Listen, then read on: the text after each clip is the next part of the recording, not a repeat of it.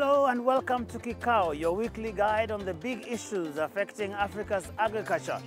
This week, we focus on climate change, that real and present global disaster that is keeping everyone on edge.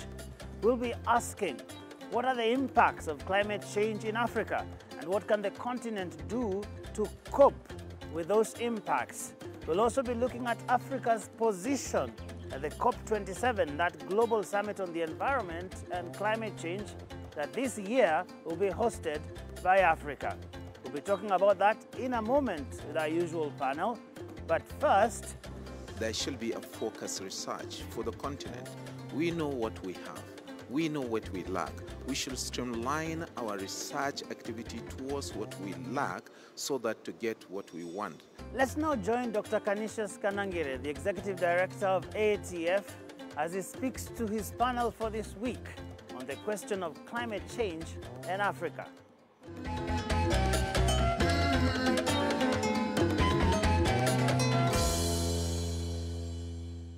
On Kikao this week, we will discuss the continent's needs and hopes as COP27 draws closer. My name is Dr. Canisius Kanangire. I'm the Executive Director of AATF, and my guests today are Dr. George Wamukoya, Lead Agriculture Negotiator for the African Group of Negotiators, and Kopep Dabugati, the coordinator of CADEP, Non-State Actors Coalition. You are welcome to this Kikao show. Thank you. Thank you very much. What would you say are the impact of climate change with regard to food security on the African continent? I think Africa is faced with a very serious problem because in terms of climate change, we are the ones that are least contributing to climate change, but we are the ones that are worst affected by the effects in the form of droughts, in the form of flooding, in the form of several climate variability. Our ecosystems are changing rapidly due to these effects of the climate change, and it is affecting even the social life that we live, the way that communities live together with people. We're beginning to see a lot of conflicts owing to climate change. We're beginning to see a lot of communities are not able to grow the crops that traditionally they've been growing over the years. And of course, they've studied the weather patterns and have understood it. But now these weather patterns are erratic. They are no longer straightforward, so they cannot be able to work according to the weather patterns. And a lot of communities are also being displaced as a result of flooding, and increased rainfall. So we have a lot of problems. What are the resilience and adaptation mechanisms that the African continent is taking? Are we doing something? Are we good at the resilience or adaptation to climate change issues? The answer is no. The reason being that climate change has completely affected the traditional approaches that we've used, and therefore farmers are struggling to produce under very difficult circumstances. And in most cases, farmers lose almost everything because of the onset of the rain. And sometimes the rain that would come in 3 or 4 months spread comes in 1 week and therefore wipes out everything. Or if they survive, then the crops lose the water and therefore they have challenges. And therefore coping based on the traditional approaches right now is very difficult. We have to find another way by which we get our farmers to not just cope, but to adapt and build resilience. The worst hit are actually the livestock keepers. As you're aware, a large part of the continent is arid and semi-arid lands, which usually is habited by the pastoral communities. And these communities, for many years and centuries, they are used to migrating from one region to another in search of pasture. And those patterns were good because there was plenty, and therefore they could sustain. But now, right now, it's not possible for them. And that's why I think recently we had an incident where the government of Uganda had to send away the pastoralists from Kenya because, one, there is conflict with respect to the resources, but also that led to an insecurity issue. And as a consequence, the government said, no, we can no longer have this. And that is the challenge that we're having even in the negotiations, because we're saying the way climate change is affecting Africa, it's no longer possible for our farmers to be food secure. And that means most of our countries and the economies are going to import a lot of food from outside. And the question is, where do you import the food when Africa has the best available arable land? How do you think Africa will address those challenges related to its green growth pathways? Yeah, generally we have a challenge in the sense that if you look at the way the climate change issues were to be addressed following the Rio meeting where the UNFCCC was adopted, it was very clear that countries that are vulnerable, like the continent of Africa, is supported by, for means of implementation, which is finance, technology, and capacity building. Unfortunately, that has shifted through the Paris Agreement, where now all countries, irrespective of those that are contributing the least, have to play a role in addressing the global challenge called climate change. Now, the challenge many of our countries are having is they are now required to prepare what we call long-term low-emission, climate resilient development strategies, which means they look at where would they be in 2050. And then they also prepare what we call nationally determined contributions, where they set a target as to how much they are going to reduce in terms of emission and costing. Now, with that, then many of our countries have said, we're going to take some steps, but we're going to require support. Now, if you look at all the African, the NDCs submitted by African countries, they have what we call conditional support and domestic support. Let me give an example of Kenya. Kenya has its national determined contribution, which with a target of 32%, which has been costed to 62 billion for the period between 2020 and 2030. And Kenya has committed that it is going to use domestic resources to fund 13% of the 62 billion. Now the question you ask, where is Kenya going to get the 13% of 62 billion to address climate change, which is an additionality to the development challenges that we have? And that is a problem. But also, if you look at the international support that's expected, which is 87%, it's not flowing.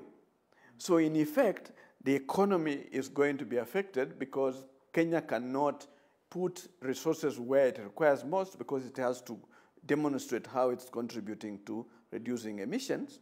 But also, it means that we are transferring the responsibility of dealing with climate change to Kenya and the people of Kenya. Let's take a break, and when we come, let's go to that Paris Agreement and see how it will help solve the problem. Yeah, that's good.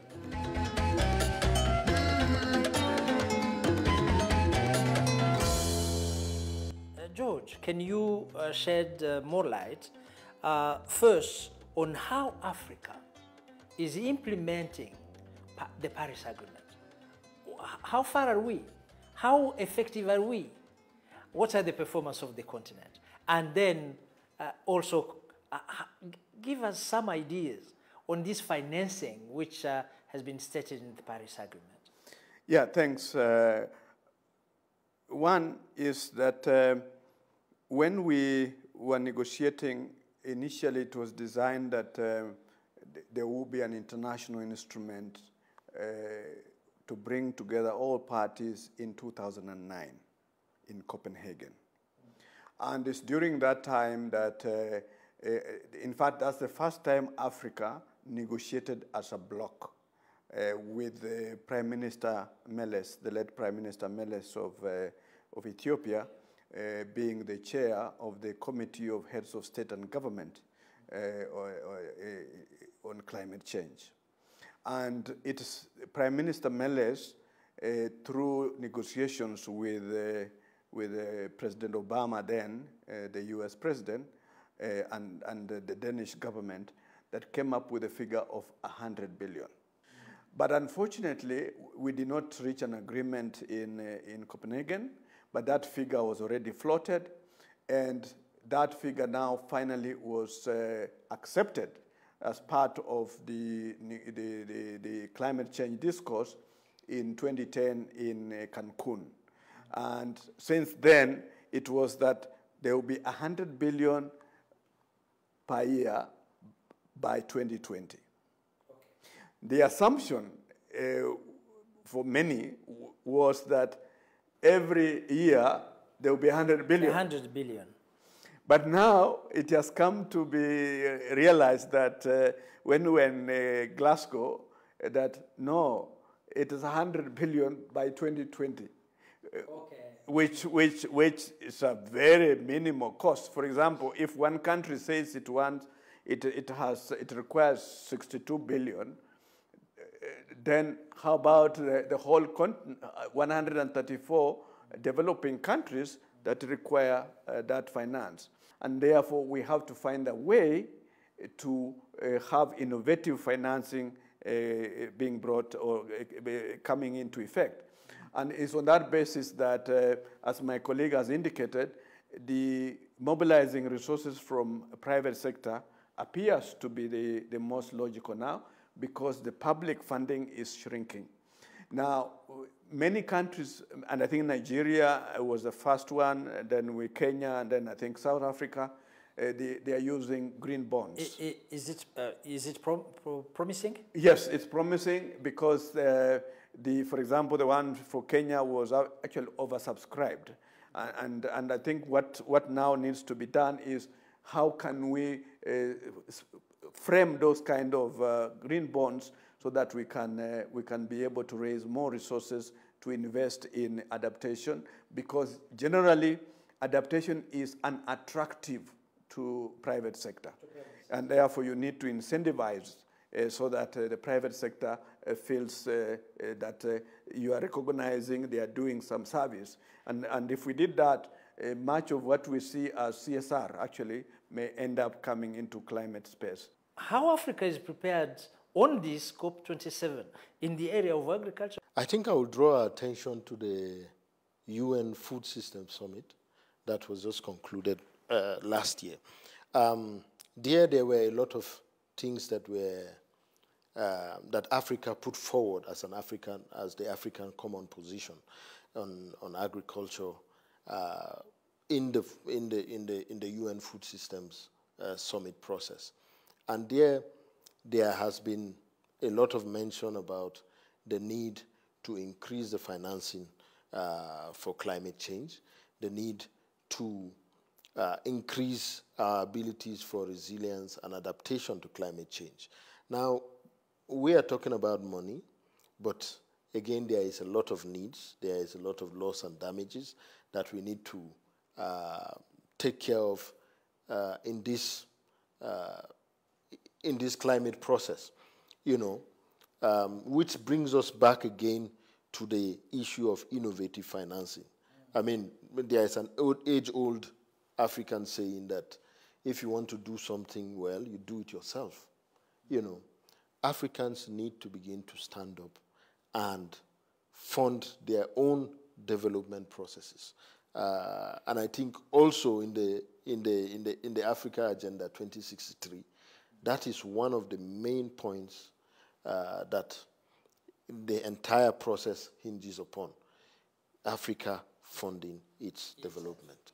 That is, yeah, please. Yeah, from the negotiations perspective, we, as Africa Group, we want a specific body under UNFCCC to deal with matters of agriculture.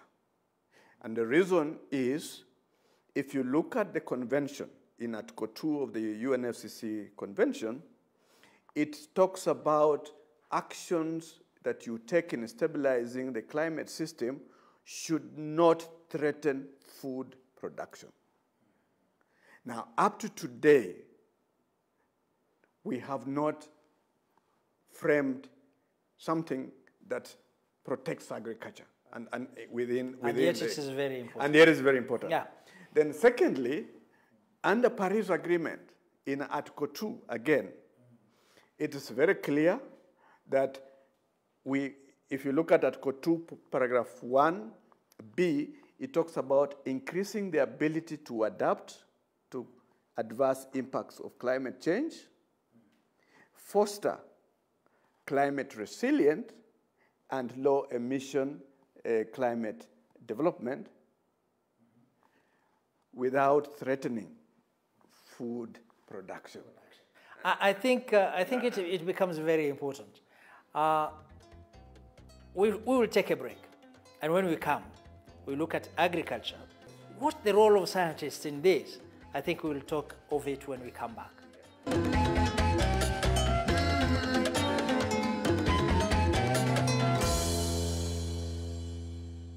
Welcome back to Kikao.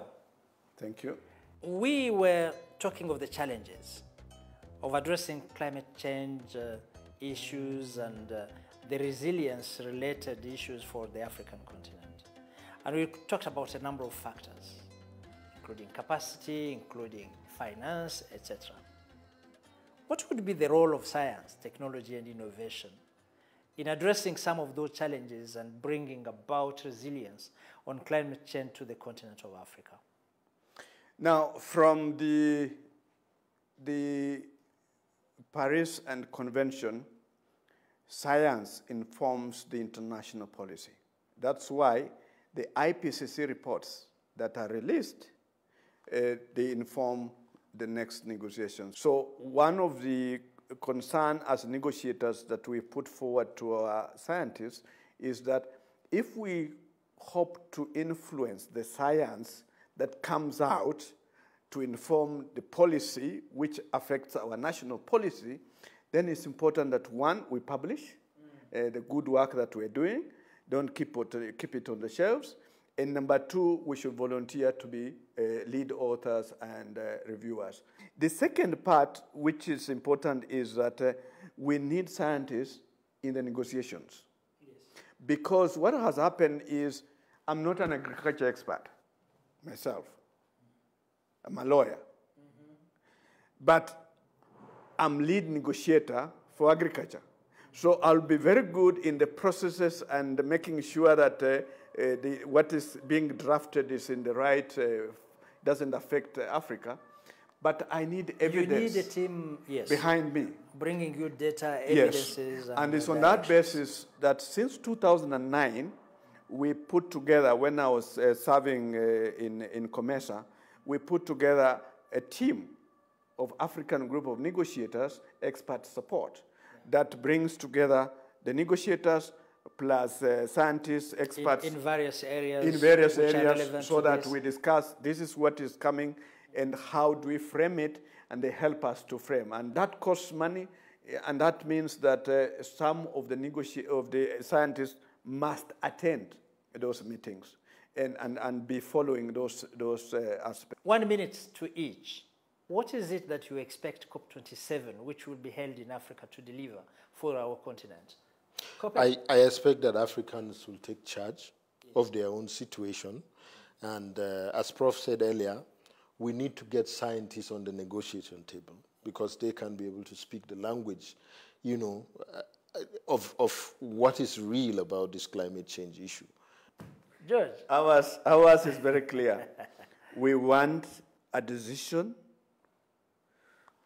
which establishes a constituted body to coordinate all matters of agriculture within the UNFCCC, and one that will link matters of agriculture with the Green Climate Fund so that we are able to implement activities because agriculture is the most affected right now, and we cannot compromise food security. And the Paris Agreement is very clear. We have to safeguard food security. And that's what the least we can get is, and I'm happy that we've discussed with the Egyptian presidency, and they are on the same page, and we are very hopeful that we're going to get a good decision on agriculture so that it can facilitate all our institutions that have interest in this area. I thank you very much, George. I thank you very much, COPEP. I think climate change is so important that we will have to organize another or other Kikaos so that we can continue this discussion. Thank you very much for this very informative Kikao.